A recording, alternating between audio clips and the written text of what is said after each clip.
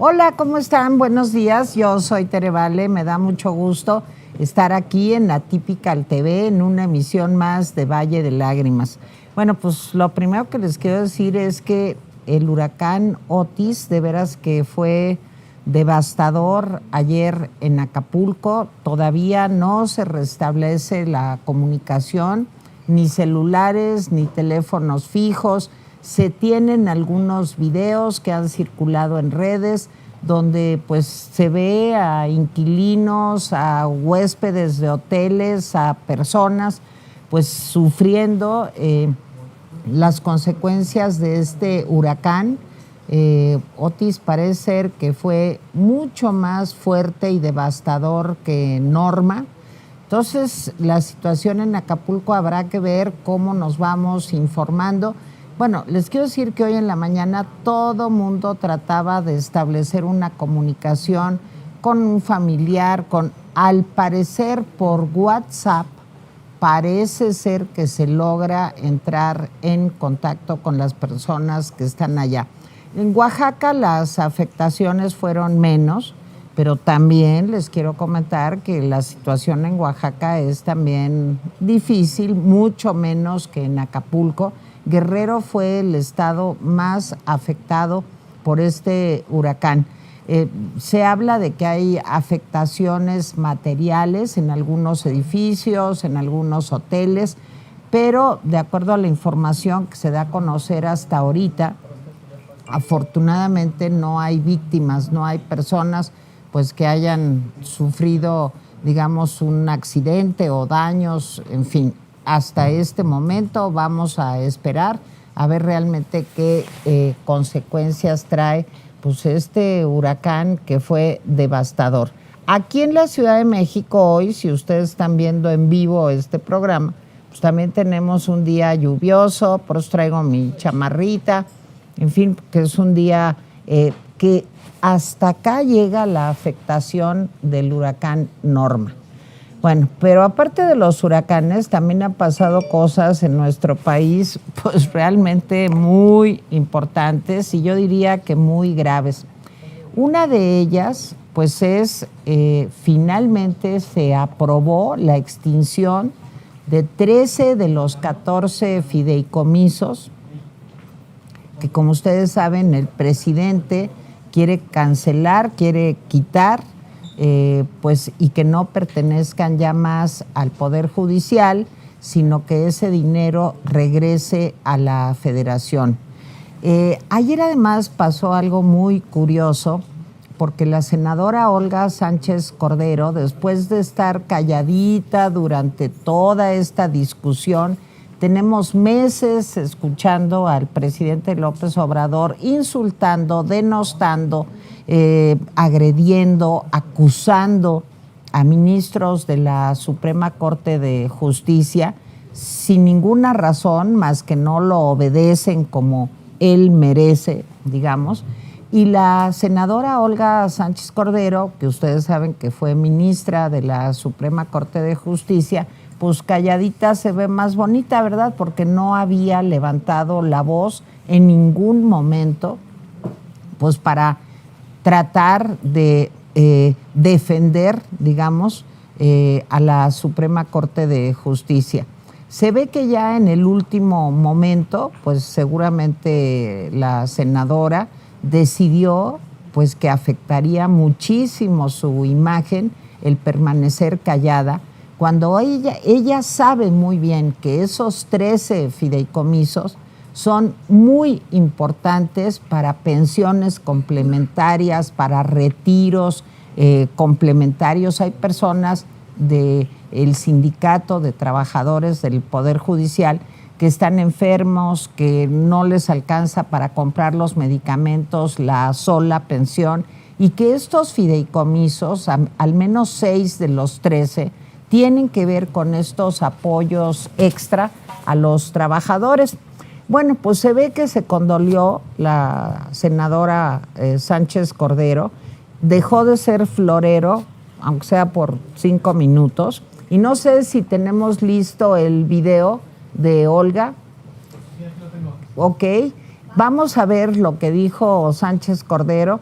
finalmente en un momento, pues que yo creo que hubiera sido mucho más importante que Sánchez Cordero hablara de esto unos días antes y no en el mero momento cuando se iba a decidir esto. Y ahorita les presento a nuestro invitado. Vamos a ver el video.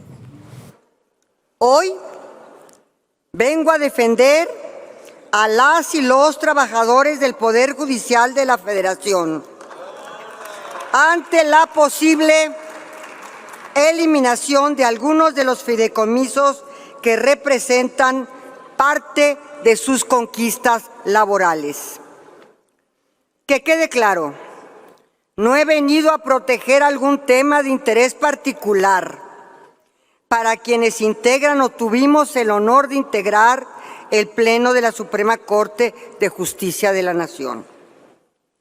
Hoy vengo a hablar en favor del respaldo institucional y la salvaguarda de los derechos de 22.896 oficiales judiciales, oficiales de partes, técnicos de videograbación, técnicos de servicio, intendentes y oficiales de seguridad.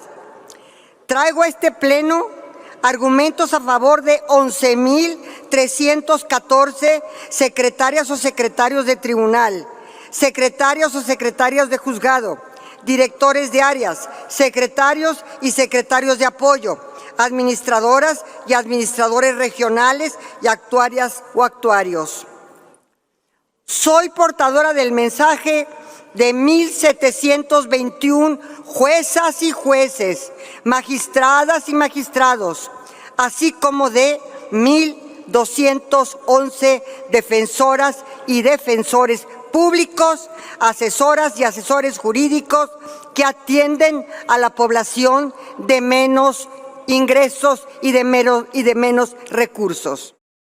Bueno, pues ahí tienen ustedes parte de la intervención de la senadora Olga Sánchez Cordero. Para mi gusto, un poco tarde, esto hubiera sido importante si lo hubiera hecho unos días antes de que se diera la votación, pero bueno, yo me callo porque ya llegó nuestro invitado en este día tan complicado, no para la Ciudad de México, sobre todo para algunos estados del país como Guerrero. Y me da muchísimo gusto que esté el día de hoy el doctor Luis Carlos Ugalde. Ustedes saben que él es un académico, ex presidente consejero del entonces Instituto Federal Electoral. Él también es pues la cabeza de este grupo de consultoría Integralia. Luis Carlos, te apreciamos mucho en esta mañana de Transilvania. No, el gusto es mío, Tere. Muchas gracias por invitarme. No, muchas gracias a ti. Oye, Luis Carlos, pues tú eres un hombre que como parte de tu trabajo en la consultoría le da seguimiento pues, a todo lo que sucede en el Poder Legislativo. ¿Cómo lees todo lo que pasó ayer, incluyendo pues el comentario de Olga, pero yo creo que eso ahorita es irrelevante comparado con la magnitud de la extinción de 13 fideicomisos? ¿Qué nos dices? Pues mira, hay dos temas. Uno es de proceso y otro es de sustancia. Respecto al tema del proceso, es la misma historia que ha ocurrido desde el primer día del gobierno de López Obrador, que el Congreso se ha convertido en una oficialía de partes, en un receptáculo de los deseos de López Obrador y que no son analizados, debatidos, modificados, mejorados, y que cuando el presidente quiere algo, no importa que no tenga la razón, no importa el daño que cause, pasan sin cambiarles una coma. Cuando esta minuta pasó al Senado de la República hace pocos días, hubo muchos senadores que dijeron esto está mal, invitemos a la ministra presidenta de la Corte. Morena se rehusó, no hubo un análisis, no hubo una discusión y por lo tanto el voto fue ciego. Entonces es un acto de propaganda política, no es un acto legislativo propiamente dicho. Entonces es un proceso donde el Congreso no importa y por lo tanto es un avasallamiento presidencial. El otro tema es el tema de sustancia. Se trata de propaganda política. El presidente está usando esto como el inicio de un acto de campaña y la campaña se llama obtener la mayoría calificada en 2024 poner como pretexto y enemigo a la Corte para poder con ese pretexto, esa bandera, poder lograr el voto masivo a Morena y tener la mayoría calificada y entonces sí desmantelar a la Corte y entonces sí eliminar al INE y otros órganos autónomos. Eso es el tema. Sin esta bandera, el gobierno no tiene algo muy asequible para mostrarle a sus seguidores y esto es una cuestión de alebrestar, excitar a las bases, decirles hay un enemigo que tenemos que destruir. Entonces, ese es el tema. Los 15,000 millones de pesos que se eliminaron, o fueran 12,000 o 8,000, claro, la discusión de eso al presidente no le importa. Así es. A ver, Luis Carlos, a mí hay varias cosas que me preocupan. Una es que, como supongo que el presidente ya sabe, a partir de que se publique esto en el diario oficial de la Federación, pues va a haber impugnaciones y va a haber recursos de inconstitucionalidad, no sé si el término es correcto, pues para evitar que esto suceda. Y el presidente lo sabe, pero aquí es muy importante tu opinión. Ha empezado a decir en sus mañaneras, Luis Carlos, que hay un vacío legal, que él está consultando con algunos abogados si este vacío legal no impide que la propia Corte sea juez y parte. El discurso de López Obrador es, pues, cómo la propia Corte va a decir si procede o no procede la extinción de los fideicomisos. Y ahí me parece que empieza a deslizarse una trampa. ¿Esto es posible? Primero, si los partidos políticos desde el Congreso, una minoría de ellos, presentan una acción de inconstitucionalidad, quienes están haciéndolo son los partidos, no son los ministros de la Corte. Los ministros de la Corte tienen que resolver sobre una petición de los partidos, así es que en ese sentido, pues están respondiendo a una petición externa. Claro, ellos son parte de un problema, de un tema, de un asunto que los atañe, pero no hay nadie más que lo pueda resolver. En la Constitución no está establecido que cuando son temas del Poder Judicial lo resuelve ¿quién? Entonces ellos son los que lo tienen que resolver, salvo que hubiese una excepción en la Constitución, que yo no veo que la haya. Sin embargo, no importa eso tampoco. Al presidente no le importan los 13,000 o 14,000 millones de pesos. Claro. Es más, que haya recursos de inconstitucionalidad y que haya amparos de trabajadores afectados, para López Obrador es caldo de cultivo. Porque si este asunto se va a litigio y lo resuelve la Corte, el presidente va a estar feliz porque va a tener un tema de conversación por meses. Entonces esto para él es lo mejor, porque lo que el presidente quiere es argumentar que hay todavía enemigos a los que hay que derribar. Y si los ministros dan la sensación de que se están autodefendiendo, pues es el que el presidente les va a decir a todos, miren, ya ven, ellos son los que hay que erradicar, por eso necesitamos el voto masivo.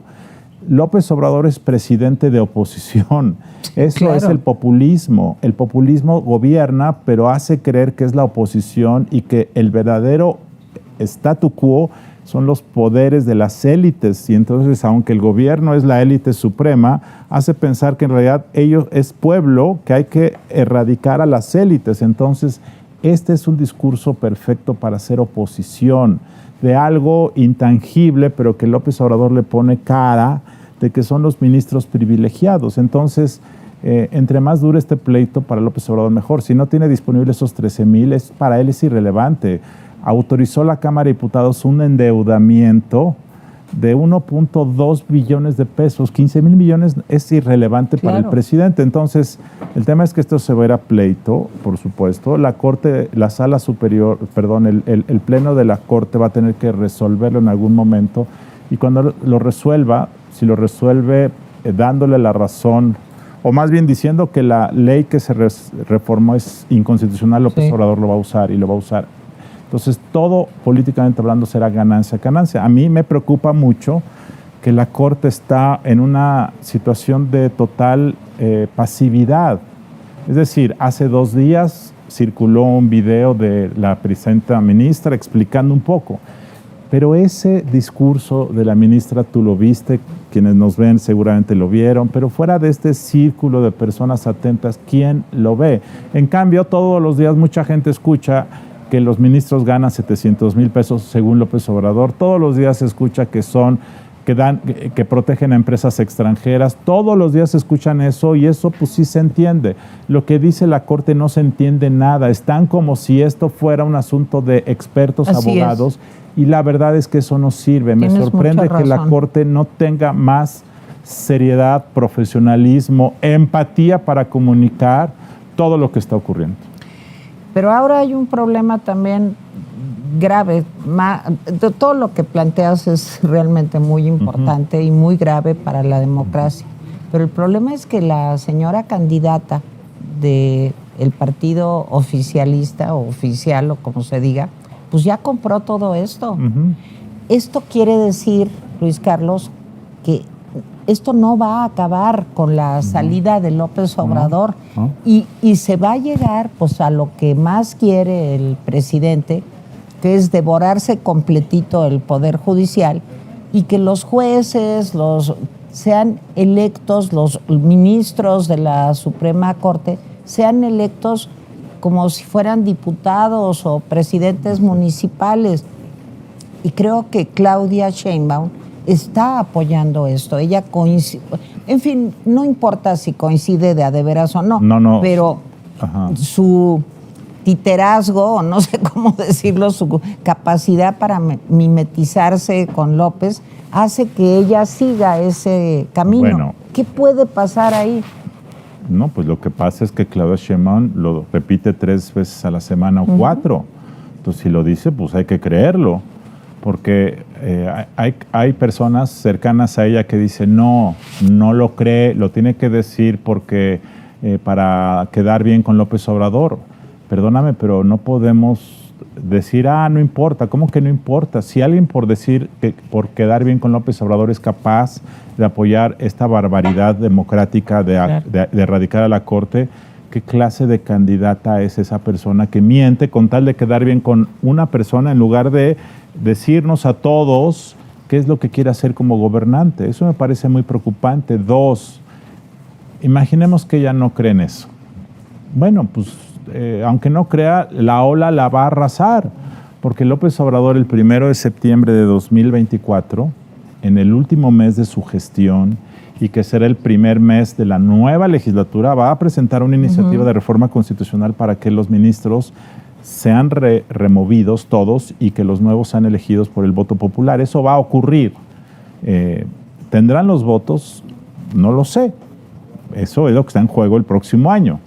Pero Claudia Sheinbaum, que será, si gana, candidata, presidenta electa, ¿tú crees que va a decir, yo no estoy de acuerdo con eso? Entonces la va a arrasar. Y en su primer mes de gobernante, ¿tú crees que Claudia Sheinbaum va a querer pelearse con el presidente popular que habrá dejado Palacio Nacional días antes? Yo no lo veo. Entonces esto va a ocurrir si tienen los votos. Ahora, si no tienen los votos, hay un tema también muy preocupante, que es el hecho de que se eliminaron anoche finalmente los fideicomisos.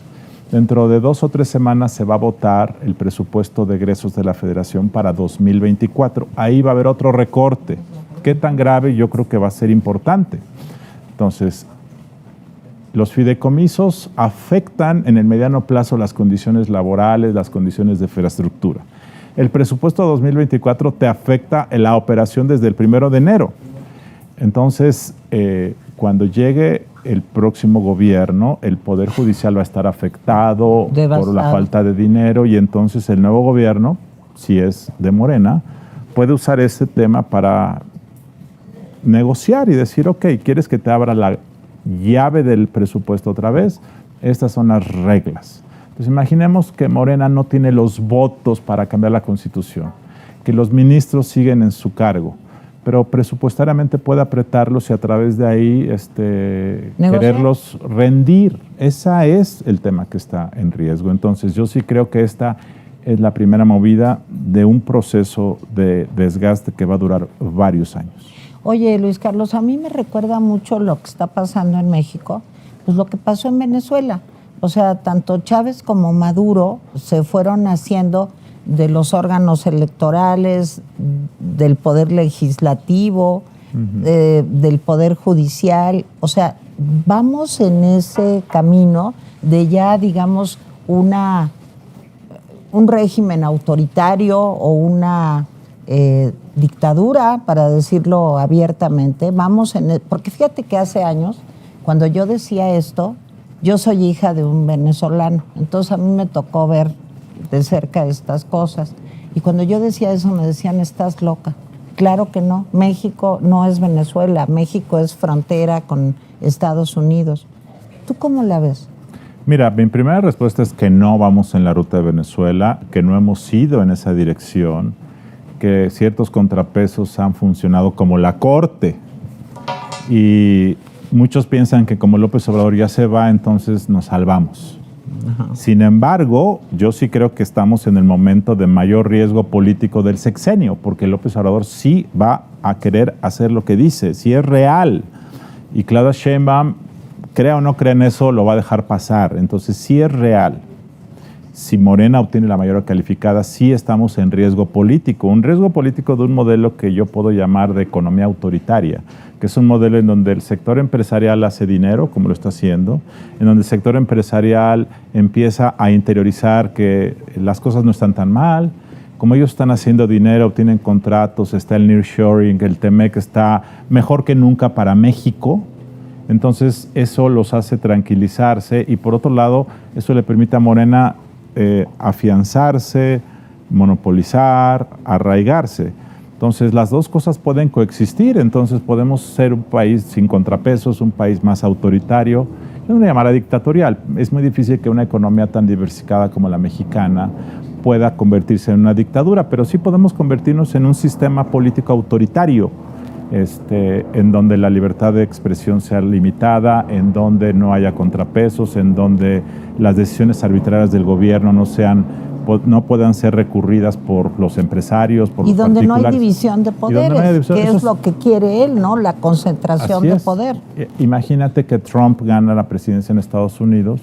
México claramente puede evolucionar a un modelo de economía autoritaria, economía de mercado autoritaria, en donde los negocios funcionan, florecen, hay empleo, pero el sistema político está totalmente cerrado con libertades restringidas. O sea, como China, ¿no?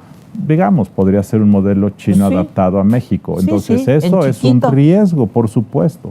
Yo escucho a los empresarios en las últimas semanas, a varios de ellos y a los organismos empresariales, empezar a normalizar que pues no está tan riesgoso que Morena continúe en el poder.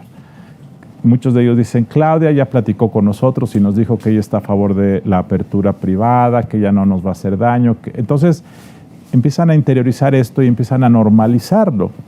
Pero este tema de la Corte, reitero, este es el tema de la Corte. Si esto ocurre, el sector empresarial, las empresas, los particulares, se van a quedar sin ese recurso de protección judicial que hasta ahora es el que ha permitido contener la arbitrariedad del gobierno en algunos temas, en el tema energético, en el tema minero, en el tema farmacéutico, en muchos temas. Sin esa última ventanilla de contención, el sector empresarial va a estar a la deriva cuando haya un capricho del poder político. Entonces esto me parece muy delicado y yo creo que muchos empiezan a querer pensar que no es tan grave porque al final no va a pasar. No, yo creo que sí va a pasar si tienen los votos.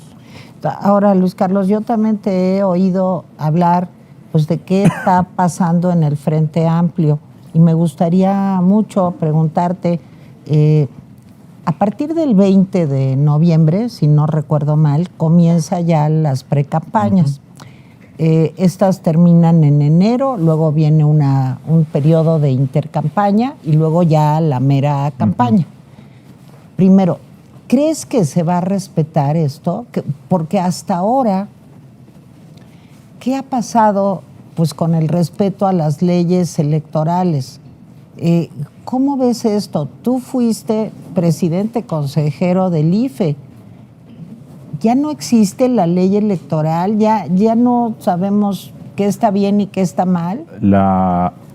Las autoridades electorales, así genéricamente, legalizaron la violación de la ley electoral.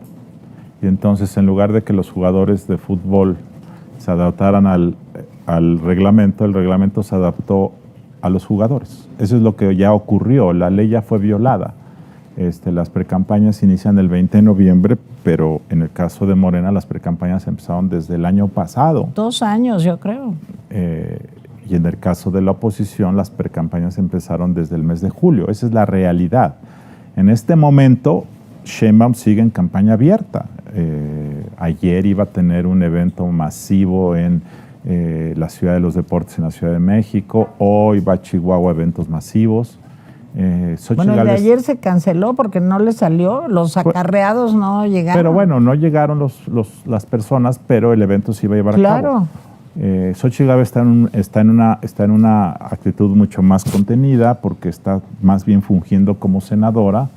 Y para muchos esto es muestra de desorden y de falta de claridad de qué es lo que está haciendo con su campaña. Y efectivamente, si tú ves los datos, te das cuenta de que la repercusión de Xochitl Gálvez en los medios, en las redes sociales, se ha caído. Y a la vez la ventaja que tiene Sheinbaum en general, pues es clara y evidente. O sea, Sheinbaum va adelante de Xochitl. Esto no significa que va a ganar, pero sí significa que hay una ventaja, y yo sí veo que en el caso de Xochitl Gálvez se percibe falta de arropamiento, se percibe falta de profesionalismo, no queda claro quién es el equipo de campaña. Hay un coordinador de la campaña que yo no veo y que sería bueno que fuera más visible. Del otro lado tienes a Mario Delgado como un presidente de un partido que está presente, que siempre opina, que es un vocero. De este lado la vocera es Xochitl Gálvez, y entonces ella recibe toda la carga negativa de las críticas, pero no hay nadie que salga a ser segunda ni tercera. Entonces por eso se ve sola. Y dos, no da la sensación de que no tiene el control de la agenda. Es decir, los temas sobre los que opina son temas que siembran otros. En el tema del Poder Judicial ayer habló con los trabajadores, pero no es un tema de ella. Es un tema en el que ella reacciona, y reacciona bien, es astuta, es lista, es simpática, es inteligente, ataca es muy rápida para pero responder. No está poniendo ella los temas de la agenda. El mensaje y el discurso es ambivalente, habla de todos los temas, pero no tenemos claridad de cuál es el mensaje rector. Pero a ver, Luis Carlos, de acuerdo a lo que yo he escuchado, ayer Carlos mismos platicó con ella y yo la entrevisté hace 2 semanas o algo así. Bueno, pues ella lo que dice es que tiene 4 meses en campaña, o sea, tiene junio, julio, agosto y septiembre, y lo que va de octubre, porque ahí fue cuando finalmente, después de que no la recibe el presidente, pues ella toma la decisión de órale, va. Claudia, como tú bien decías, tiene, no sé, 1 año, 2 años en campaña. Y otra pregunta que te quiero hacer muy importante. ¿De dónde salen todos los recursos de Claudia? Eso el Instituto Nacional Electoral no debería de estar pendiente de eso, porque también la disparidad que hay entre la inversión propagandística de Claudia, espectaculares, acarreos, eventos prohibidos, pero que hace, como tú decías, el de ayer, creo que fue en el Estadio Azul, ¿no? Sí. ¿De dónde sale todo ese dinero? Y el narco, ¿qué tanto puede jugar en medio de este desmadre, porque no hay otra palabra, en donde no se respeta la ley electoral? El narco es el mayor riesgo de la democracia mexicana, pero si quieres eso lo ponemos aparte y lo comentamos. Okay. Por supuesto que la campaña de Sheinbaum, desde que empezó hace 1 año, debe haber costado hasta ahora cientos de millones de pesos, varios cientos de millones de pesos, varios cientos. De tal forma que si fuera la campaña ya formal, ya habría rebasado el tope de gastos de campaña, el tope de precampaña y todo eso, y lo va a rebasar varias veces. ¿De dónde sale ese dinero? Y por cierto, esto que te comento, yo escribí un libro que se llama Dinero bajo la mesa hace varios años, y analizamos durante muchos años todos los gastos debajo de la mesa que hacían los candidatos a gobernador, a presidente, y analizamos en ese momento el periodo básicamente donde el PRI y el PAN eran los partidos dominantes. Creo que yo te entrevisté sobre seguramente ese libro, platicamos seguro. tú y yo sobre sí. eso. Bueno, De lo que yo veo ahora, ese modus operandi sigue siendo el mismo. Entonces, ¿de dónde sale ese dinero? Sale del desvío de recursos públicos, de gobernadores, de Morena, del gobierno federal probablemente. Ahora que hay tantas licitaciones por asignación directa, pues puedes cobrar comisiones en efectivo. Sale de muchos empresarios, contratistas de la Ciudad de México que quieren seguir haciendo dinero, entonces te dan 30, 40 millones en bolsas de papel. Claro, o muchos de los eventos son pagados por terceros de manera directa, despachos que pagan la renta de locales, lo cargan a otro concepto, así se pagan. Y luego cuando gana quien gana, pues tiene que pagarles. ¿Cómo les paga? Con contratos. Así es como se paga. Ese es el mismo modelo que ha existido en los últimos 30 años. Pues está muy disparejo. Entonces está muy disparejo Xóchitl, porque Xóchitl... O sea, sí, claro, Xóchitl, ¿de dónde saca? Además, cuando yo veo a PRI, PAN y PRD, pues no cobijando a Xóchitl como deberían de hacerlo. Sí, hay una disparidad, por supuesto. Esa es una realidad. Ahora, el INE está fiscalizando eso. Pues el INE va a fiscalizar una porción muy pequeña de lo que te acabo de decir, porque va a fiscalizar el periodo de lo que él llamó los procesos internos, que van a ser básicamente el mes de julio y el mes de agosto, ya, estos 2 meses.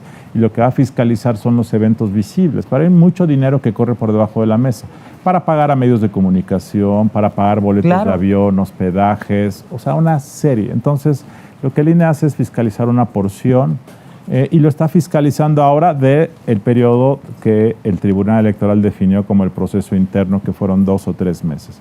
Entonces sí va a haber muchísima inequidad, enorme inequidad. Ahora, ¿eso justifica a Xóchitl Gálvez? Bueno, pues es entendible que ella está apenas armando su equipo, es entendible que eso significa que hay muchas cosas que parecen sueltas, por supuesto. Es decir, yo lo que estoy narrando es que el momentum que tenía Xóchitl se está diluyendo. Ahora, ¿lo puede recuperar? Sí lo puede recuperar. Espero que así sea. Hay que llenarla de contenido, ¿no, Luis Carlos? O sea, tiene que haber un mensaje rector. Sí. Y ese mensaje rector, yo creo que los hechos la están forzando a ser anti-AMLO. Y así no va a ganar jamás. El mensaje anti-AMLO no pega. Pega en Atypical TV. Claro, sí. Pero esto no convence más que a los que nos ven. A los que ya estamos convencidos. A los que ya están en la casa, en la fiesta, y además lo único que se logra a veces es enojarlos más. Pero esta crítica no sale de esta casa, de este espacio. Entonces, si Xóchitl quiere construir una nueva mayoría, no puede quedarse en el discurso anti-AMLO porque ese es minoritario. Si quieres convencer a una mayoría, hay que tener un discurso post-AMLO, como dice Luis Espino, que es un gran especialista en temas de comunicación. El discurso post-AMLO va más allá. O sea, hay que olvidar a López Obrador, ya se va, ya no hay que hablar de él. Es tóxico, nos hace enojar y no sirve de nada. Entonces, más bien hay que empezar a poner las pilas hacia futuro. López Obrador no sirve de nada. No, ya sé lo que estás diciendo. La crítica no afecta a su popularidad, la crítica no penetra a nadie más. Por eso es que yo creo que el discurso de Xóchitl se ha forzado a ser anti-AMLO porque el presidente la ataca y entonces ella tiene que defenderse. Y como no tiene voceros, ella asume todo el costo. Por eso ella tiene que salirse de eso y empezar a hablar de sus temas. El día 3 de septiembre, por cierto, ella dio un gran discurso en el Ángel de la Independencia, gran discurso, pero no parece que haya habido continuidad de ese mensaje. A ver, Luis Carlos, creo por todo lo que hemos platicado, me quiero apurar porque sé que te tienes que ir, pues que es muy importante lograr la mayoría, no solamente simple, la mayoría calificada. ¿Qué tanto en ese camino vamos? Porque fíjate que pensamos mucho en las candidaturas presidenciales de oposición o del partido que gobierna, pero yo creo que el peso de tener un poder legislativo autónomo realmente es muy importante para la democracia. ¿Cómo lo consideras y cómo lo ves?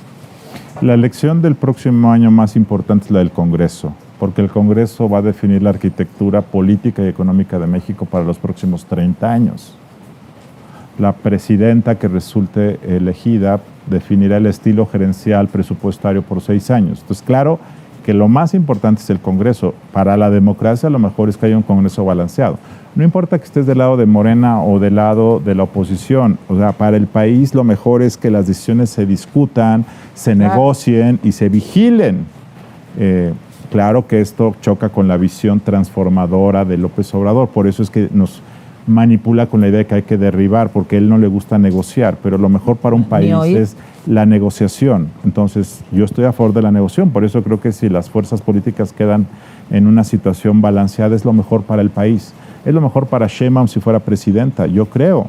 Es lo mejor para cualquiera. Ahora, yo tengo la intuición de que la elección se va a tornar competida. Yo tengo la sensación y la intuición de que finalmente Xochitl Gálvez va a retomar el momentum y va a cerrar y que eso va a impactar en la elección del Congreso. Es lo que yo creo. Creo que así va a pasar. Si nosotros hacemos un análisis de cómo estábamos en este momento en 1999, hoy en 1999, Francisco Labastida iba 15 o 20 puntos arriba en las encuestas y no ganó. En 2005, López Obrador iba en este momento 10, 15 puntos arriba y no ganó. En 2011, en este momento, Peña Nieto iba 30 puntos arriba y ganó, sí ganó, pero por 7 puntos. En este momento, en 2017, Margarita Zavala y López Obrador y Ricardo Anaya estaban empatados. Sí. Y ganó López Obrador por 30 puntos. Entonces, falta mucho, pero falta poco. Falta mucho porque las cosas pueden cambiar, pero falta poco porque ya pues, no hay mucho tiempo que perder. Tenemos 3 minutos que voy a aprovechar al máximo. ¿Cómo ves la situación de MC? ¿Qué es esto de un candidato interno, que podría ser Samuel García, y un candidato externo, que podría ser el desaparecido Marcelo Ebrard? Yo creo que hay alerta Amber para buscar a Marcelo Ebrard, yo no sé dónde está. ¿Esto cómo juega en todo este panorama que nos has dibujado? Claramente, MC, en mi opinión, el discurso de MC no concuerda con los hechos. Esta idea de que MC puede ser la tercera vía no está sustentada en la realidad. Yo, en lo personal, percibo más a Dante Delgado como un megalómano que está pensando en una grandiosidad que yo no veo reflejada en los datos. MC es un partido regional, que es la cuarta fuerza política del país y que no tiene claridad hacia dónde va.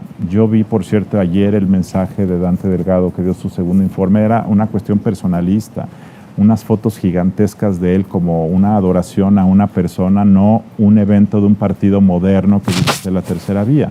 Entonces, el caso de Samuel García es complicado legalmente que proceda, pues porque el Congreso del Estado no le quiere dar licencia y además que alguien que prometió estar 6 años se vaya al segundo año pone en duda al personaje que es Samuel García. Luego el caso de Marcelo Ebrard, ayer dijo Dante Delgado que esa era una opción ciudadana externa.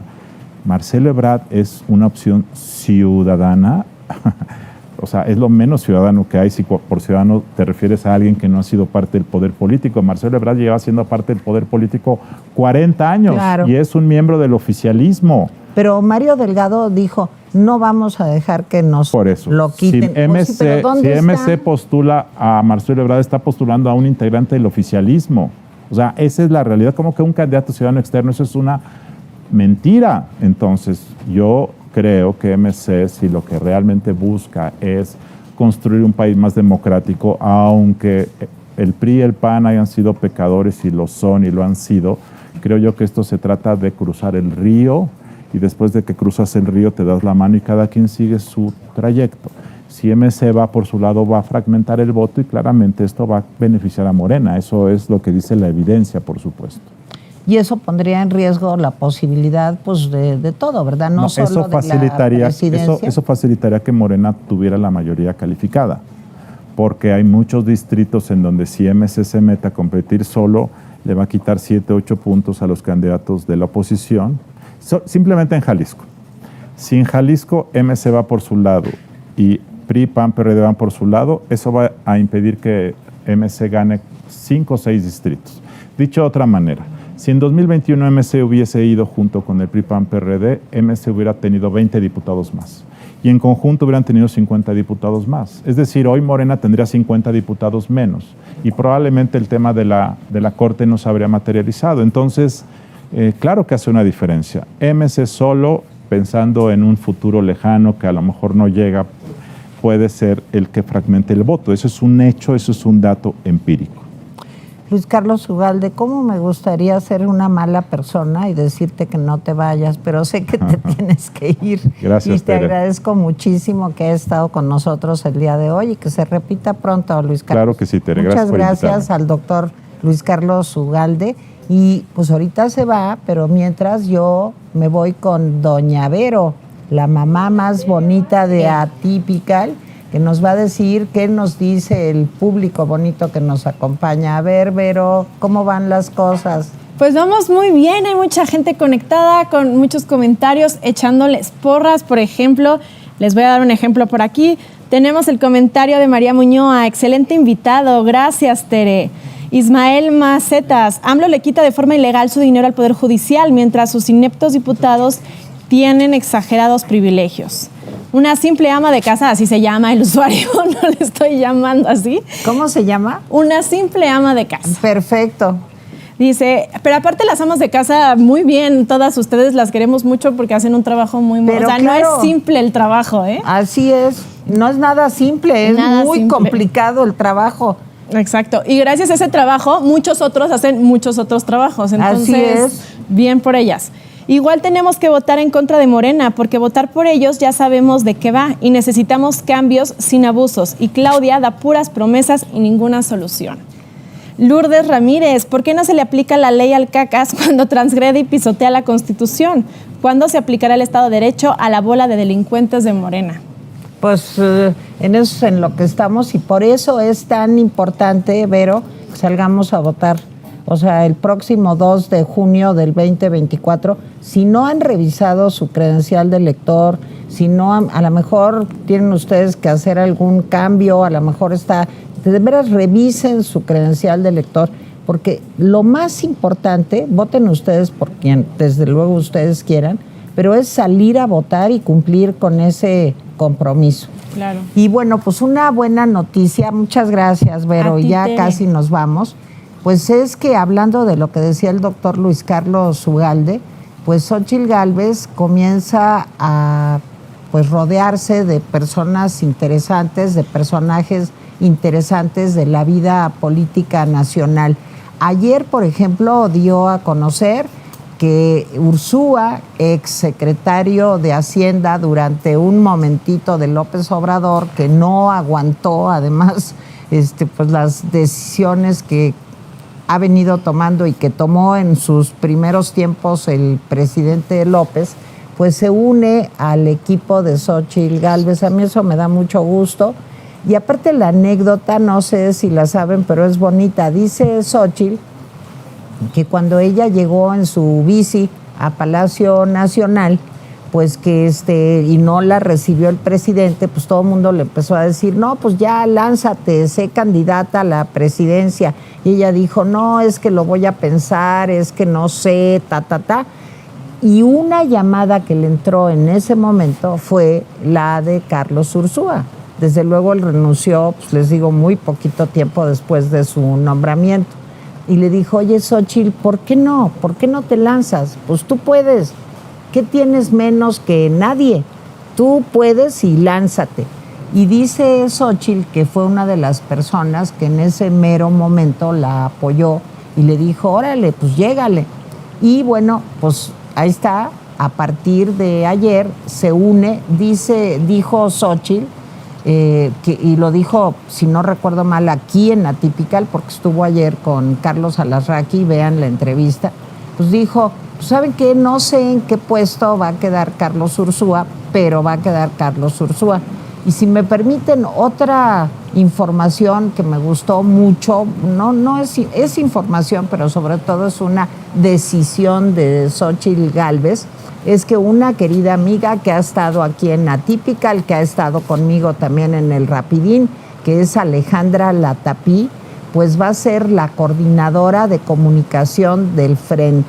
Entonces a mí eso me da mucho gusto, es una mujer que fue también consejera del Instituto Federal Electoral, entonces yo creo que se está armando un equipo que a partir del 20 de noviembre yo creo que tenga la fuerza que le dé a Xóchitl el contenido, el proyecto, como decía nuestro invitado de hoy, el doctor Luis Carlos Ugalde, pues para que se vuelva más de lo que es. Ahorita es una puertita abierta hacia la libertad, pues yo creo que tenemos que abrir esa puerta de par en par y sumarnos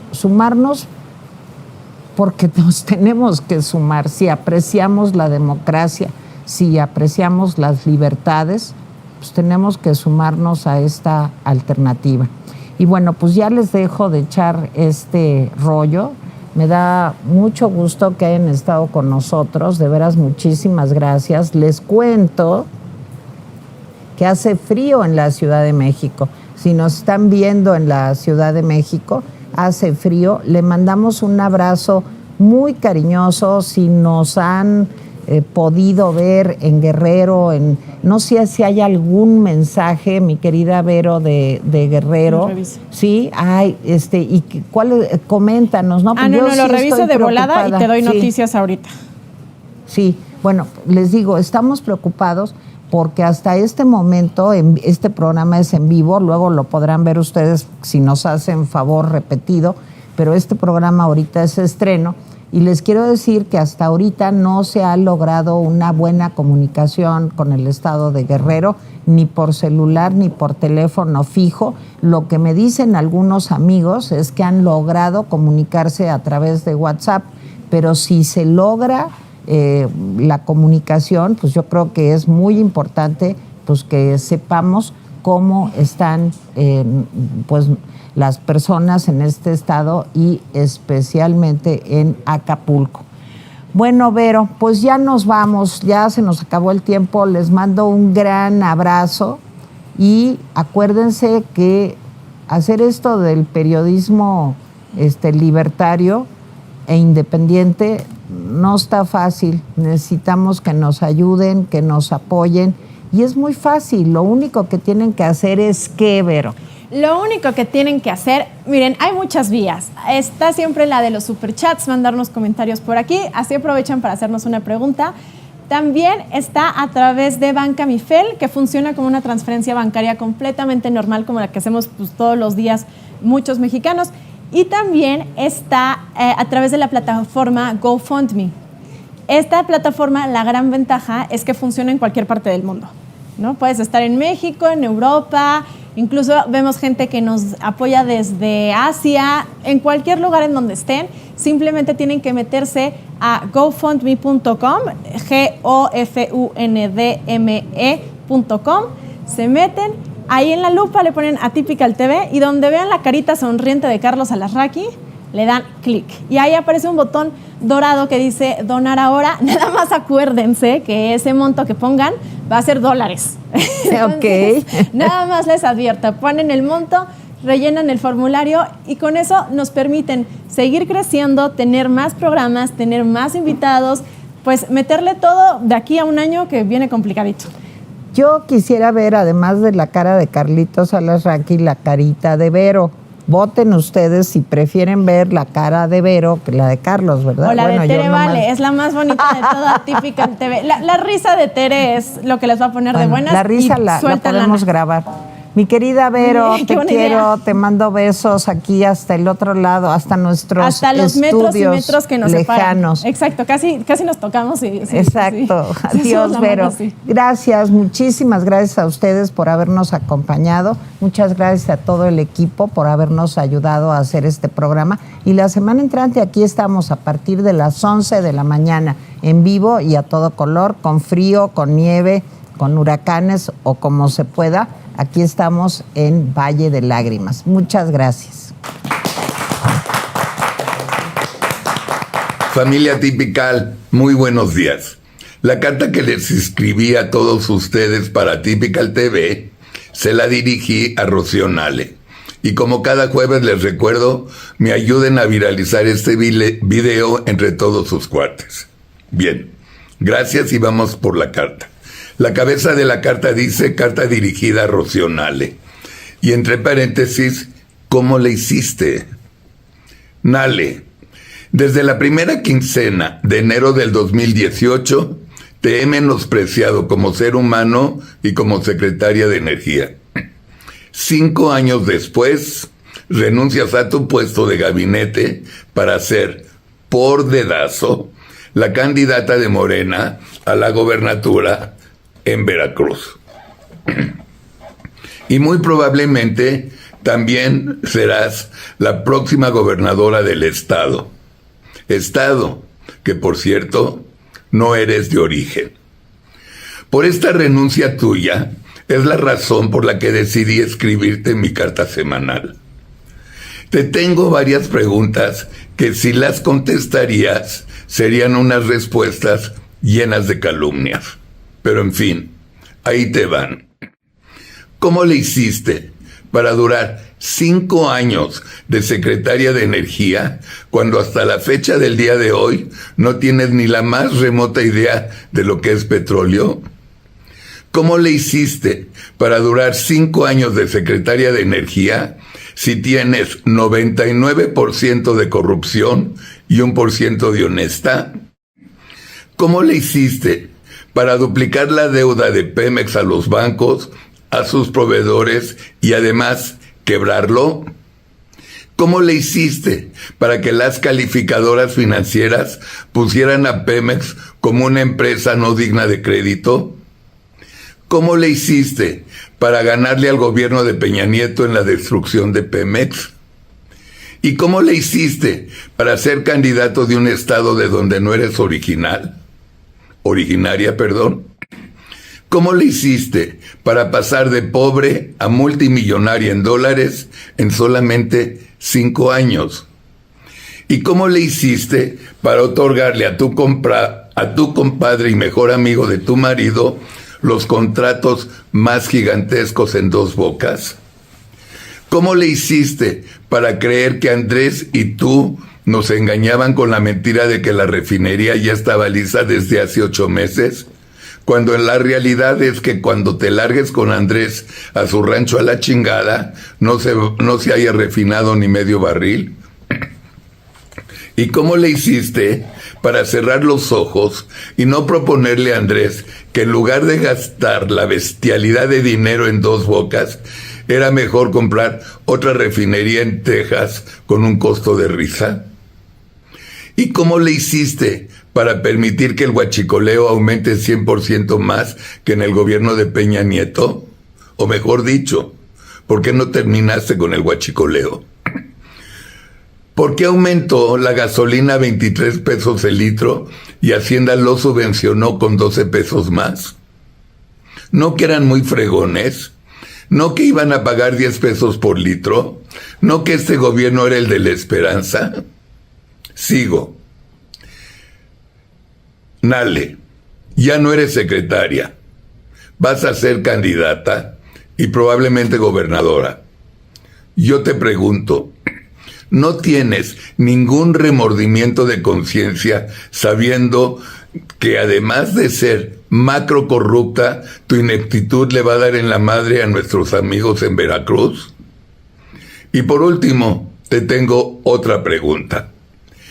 ¿Tú sabes o tienes alguna idea por qué Andrés dijo cuando te despediste en la mañanera que fuiste una gran funcionaria, además de ser súper honesta? No me vayas a decir que tú y Andrés son socios, ¿verdad? Amigos, esta es la carta de este jueves para Typical TV. Sigan disfrutando de nuestra programación y nos estaremos viendo el próximo jueves. Buenos días.